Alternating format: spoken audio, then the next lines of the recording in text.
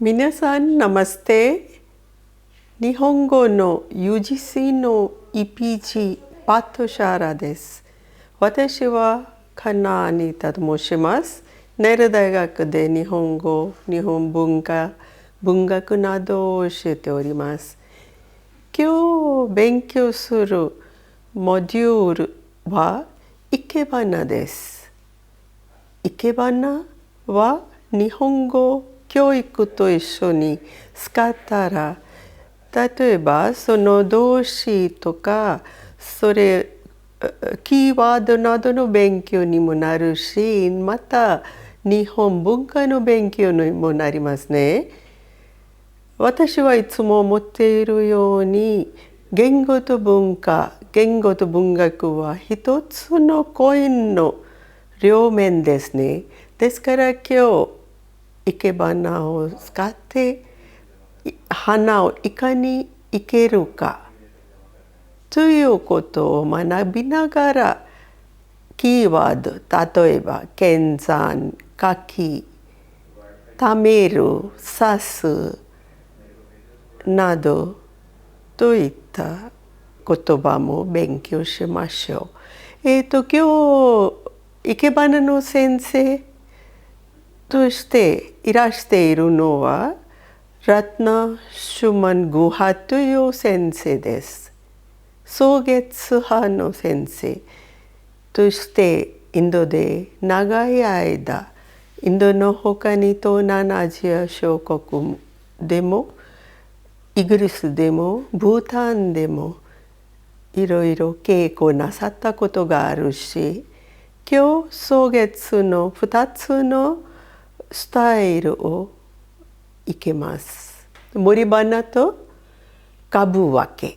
森花は花を盛り上げるという言葉ですね。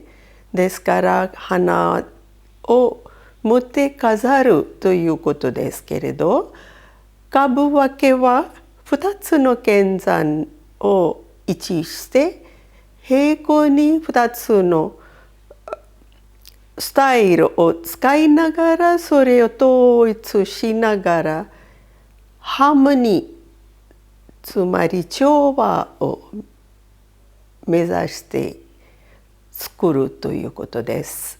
もともと生け花は日本文化の非常に重要な、もともと生け花は日本文化の一つの次元を表しています。これが掛け軸、そしてなど日本の文芸と一緒に統一化されて、今まで西洋の影響も受けながら展開してきました。若者の間も特に読みに行く日本人も花を習って自分の次の段階、つまり結婚生活を始めるんですね。ちなみにインドの国ではやはり料理を習って結婚生活を始める習慣がありましたが、これからやはりそれにフラワーアレンジメントもこれから人気があるかもしれません。家の中でもまた一つの修行としても集中することもできて、生け花は日本文化に欠かせない要因となっています。そしてゲストのラトナ・グハさん、お願いします。I am Ratna Shuman Guha. Shuman is the flower name given by our Iemoto of Sogetsu school by Hiroshi Teshigahara of Sogetsu school. And I have given also a lot of workshops and demonstrations in different cities of Asia, Europe, Africa and South America. And what is very unique, that is my workshop in Bhutan. This was the first lesson of Ikebana in Bhutan. And not only that, people saw a glimpse of Ikebana and how natural flowers are taken into the rooms to show their beauty and equilibrium. And then not only in Bhutan, also I gave as that in Islamabad and different parts of Southeast Asian countries. I started Ikebana 40 years ago, and I obtained the highest degree, Riji, in 2010. I wrote a book specific for Southeast Asia with the floras, which is original in that part of the world. Using those floras is the most important part of the book, and it is called Ikebana for 6 Seasons. It was published in 2012, and Japan Foundation Center gave the first opening session for the book. What is Ikebana? Ikebana, the word itself means living flowers. Ikebana started as flower decoration in front of Buddha in Chinese Buddhist temples. And it was brought by Ikenobu, who was also a prince of Japan and a monk as well, who brought this art from China to Japan in Kyoto, who established the first Ikebana school in Japan, Ikenobu School, which was called Ikenobu School. Today there are hundreds of Ikebana schools in Japan. Sogetsu School is more recent school in Japan, which started in 1926 by Sofu Teshigahara, who introduced a lot of modern thoughts in Ikebana art, because he is the first one who thought it can be practiced by anybody, anywhere, with anything. There were no rules and regulations. Only thing was that you have to present the natural beauty of nature inside in your vase, and that is what he started doing it by anybody but the monks. It can be anybody, monks or the nobles, or later on even the ordinary people started to do the Ikebana. That is how Ikebana progressed in Japan. Now, third headmaster of Sogetsu School, that is Hiroshi Teshigahara, introduced a new idea in the art of Ikebana, that is 3-dimension in the flower arrangement, and also to use dry materials in the arrangement, so that to show the distinct contrast between the living and the dead in nature. Now I am going to show you how and why the arrangements are different than any other arrangements. Now, first of all, the container. The container has to be chosen to suit the flowers and the leaves, so that there is a connection between the both, and there is a sort of a rhythm, natural rhythm in the arrangement. Now, always the main principal steps of the arrangements are the height is there, and also you have to see the basic arrangements are very classical. So you have to see there is the dimension of the first stem suits the size of the vase, so that it doesn't look out of place. And here there is based on Shin, Shoi and Hikai. This is the 3 principle. Shin is the highest stem in the arrangement, that is the heaven. Soi is the man, second one, and third one is Hikai, which is down below. And their movement shows the 3 dimension in your arrangement. And also the colors of the flowers should be suiting each other, and even the leaves, the shape of the leaves are important as well. And then we put yushis as well in our arrangements. Now here I chose the chrysanthemum because it is a winter flower in India, and this shows the season as well. And ferns are just coming up, and because spring is going to come soon. So another thing is that you have to cut always the flowers in water so that the air bubbles doesn't go inside the stems, and thus your arrangement will last longer.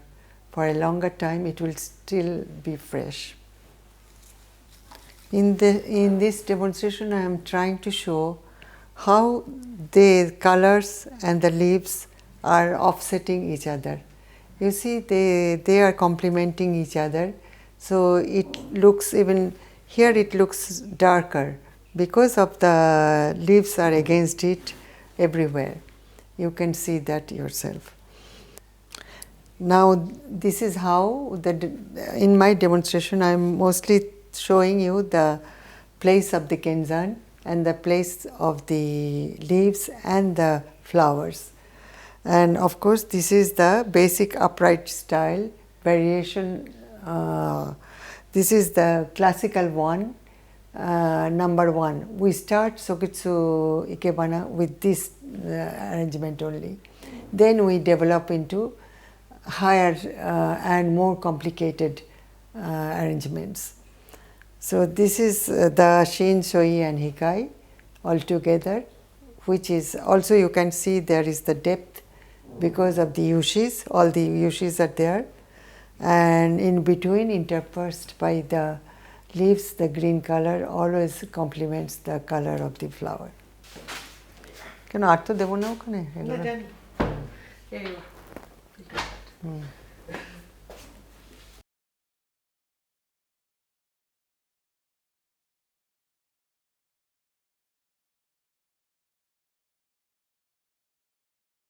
This time I am going to arrange a variation number 5, kabuake. Now here there will be 2 kabus, that means 2 of the pin holders, Kenzan, are opposite to each other, and you can see the in between there is a relationship, and there is also the, of course there will be the water. As you know, water is very important item in a Ikebana arrangement. I am thinking of using the Gerberas in my arrangement, which is also called African daisy. So as there is always here, you will notice there is Shin, Soi and Hikai, always is present there. They are there. Now I am going to put them as yushis. These flowers will be yushis for this arrangement. You can make yushi also with a flower, which if you do not have such good, I can show you afterwards how to make the yushi. The same arrangement can be made with the flower as well, with the yushis. And the hikai can be made also with flowers, that I shall show you afterwards. There is the question of proportion. Yushis should be always smaller than the shin. This is the yushi for this shin. So you can see the shin flowers is always, this is so high and this is less than that. Now I am going to make one yushi for the soi as well, and this will be smaller than the shin. Now I was going to put this one, but I think it will be too much. You know, in Ikebana you have to show the beauty of the flowers in such a way so there will be space in between the flowers. So that's why I didn't do it there, because it didn't look to me proper. Now I am going to use this also, because this texture, you can see it is very nice and beautiful. These are also yushis. You see, this is connecting slowly this side. Now I am going to use because between the two kenzans are in one vase. So Kabuwaka's specialty is there are two kenzans or two arrangements, but they are one only, one arrangement together. So here I am showing there is a difference. They are not exactly alike. There is a difference between the two, but there is a similarity. You see, I am changing the place of this stem because I think it can be better even from the front by putting it here. But I shall just shorten its stem a little bit so that the flower is more important than the papyrus. By changing the place of the papyrus, you see there is a void here. So I am going to fill it up. You see, as you go along with the arrangement, you can find out yourself. If you start with a classical form and you know the grammar of the Ikebana, then later on you yourself you see where you have gone wrong. Because I can see there is a void here. I am going to make that place a bit more interesting by adding a flower. I am adding now this poinsettia, white poinsettias, so that it looks just a little bit filling up with it is acting as a yushis. Now even here there was something not there, so I am just, there is that reflection in the water which is complete, it is completing the whole arrangement, you see. The whole thing is going to be here with the two arrangements, but it looks like one arrangement.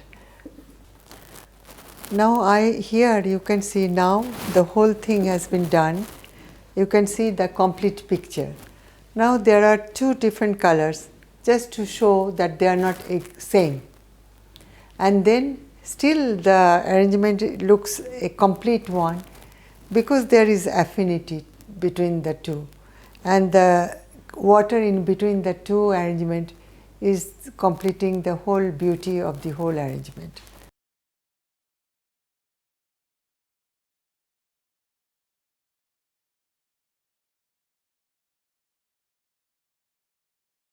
Sofu Teshigara, who is the Iemoto of Sogetsu school, and he was the first one to bring that revolutionary school, which was all new thoughts with the arrangements and the art of Ikebana.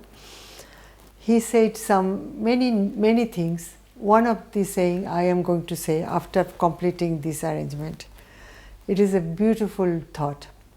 Even a small Ikebana work should convey the elements of nature, such as air, wind, and water. Now this time in the kabuwake, I shall make the hikai with a flower instead of leaves.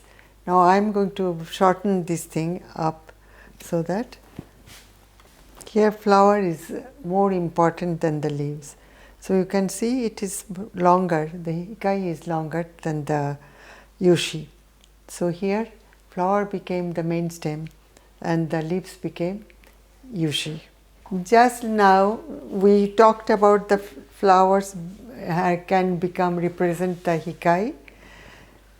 It will be done also by, for the flowers can also represent as a soi as well. Hikai and soi is easier, but shin is more difficult because then the flowers are not that strong. Why shin is always a branch, leaf stems? Because they are stronger, and shin is always have to show that that is the strongest part of the arrangement. And that is why most often they show shin, first you put shin, then only you will be putting soi and hikai. And you have to put the place, you have to determine the place where you are going to put the shin according to the arrangements and flowers.